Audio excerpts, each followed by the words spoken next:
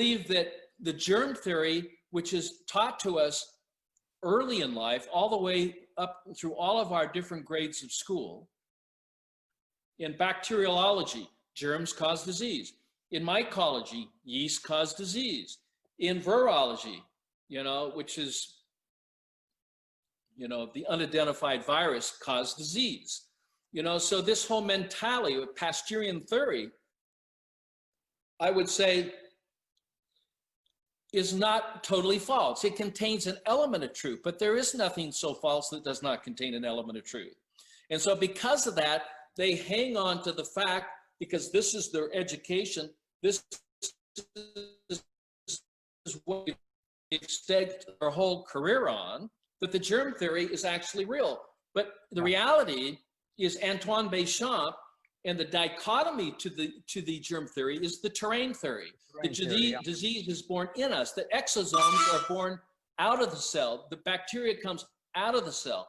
This I discovered in 1994, and then in 1999 discovered lace microzymas and the blood, the third anatomical element, by Antoine Béchamp, where he shows in his own drawing with his own hand, drawing these appendages coming out of the cell, bacteria being born out of the cell. It is what happens, not what it is, but what happens to this raw bacteria that is significant, because it's going into what I then videotaped and captured for the first time that I know of, and I've showed this at Vienna University, I've shown this at Tsinghua University, I've shown this at Oxford University, and now we're showing this at Harvard University, which has never been seen before, the biological transformation of bacteria into a red blood cell, and then bacteria out of the red blood cell. Germs are born in us and from us, that the germs of the air are nothing more than plant, human, or animal matter that's gone airborne that you can breathe in. But we have systems that protect us.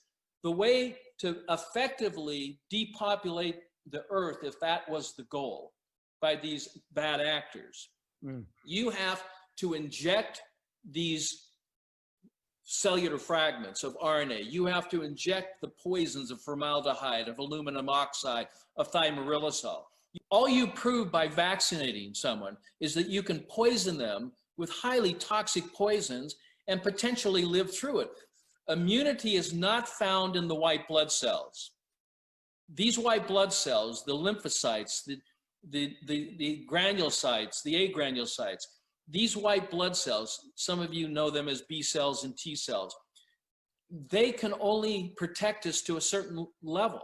I see them being destroyed by the same chemicals that are being injected by our body. How can a white blood cell provide immunity if it's being destroyed by the actual disease that's being impregnated into the vascular system?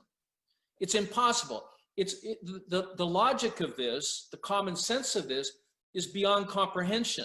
How can you treat disease with disease? True immunity is not found with the white blood cells. True immunity is found by managing, by understanding, and then managing the alkaline design of the vascular fluids and the interstitial fluids, which make up 100% of the fluids. I don't know of a pharmaceutical drug that doesn't contain some of these poisons. So we're not just talking about vaccines, we're talking about every known drug that's being produced will affect in a negative way the vascular system, and from there push it out into the interstitial fluids, and that's where the genesis of disease speaks of. And that's where I published our latest article. Dr. Galina Magalko and I published an article on the genesis of SARS, on the genesis of acute respiratory interstitial fluid disease. We have 2 published peer-reviewed journal articles. And once you understand this pathology, then you can understand, hey, this story over here, even though it has some element of truth, is not true. Yeah. So when we have Gates, who has no medical background, he has no research background, he has no published papers, he has a lot of money, what is his agenda? This is how you tell bad actors and good actors. You tell them by their works. By their works you shall know them. They don't live long lives. They don't live in their 70s, 80s, and 90s. Here again, if you understand the foundations of health by studying healthy people, that's how I learned what I learned. By studying people that are healthy, not sick. But I have sick people that come, and I say, well, I have something to compare. This is what good blood looks like, right? That's what good blood looks like. This is what corona blood looks like. You can tell the difference. You can tell the difference in the blood. Look at the structures of the cells. Healthy blood, it's even in color, even in shape, even in size. This is the blood of someone who's sick. Well, how do they get those disease cells? It's core health going out.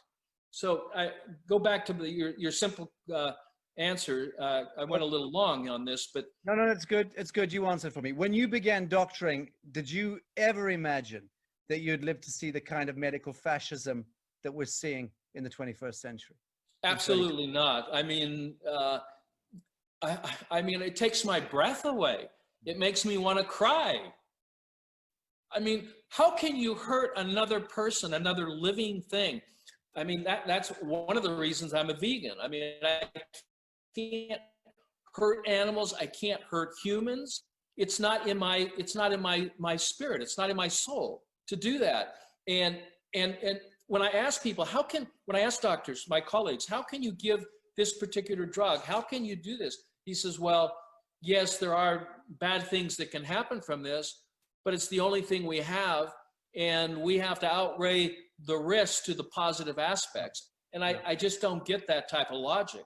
I said, why don't you use a different way that can assure a retrieval? That's why I have such a high success in the reversal of cancerous conditions and diabetic conditions. You have the very best. You have the very best ranking.